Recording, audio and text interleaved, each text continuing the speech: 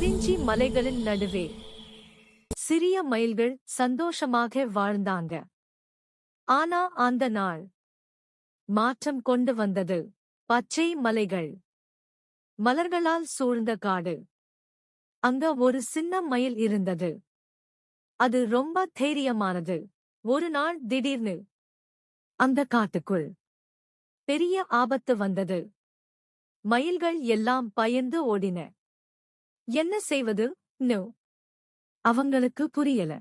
அப்போ அந்த சின்ன மயில், பயந்தா சரியா வராது என்று துணிச்சலா நின்னது.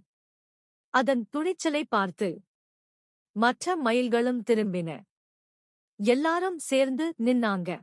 குழந்தைகளே, பயம் இருந்தாலும் சரியான முடிவு எடுத்தா அதுவே உண்மையான துணிவு.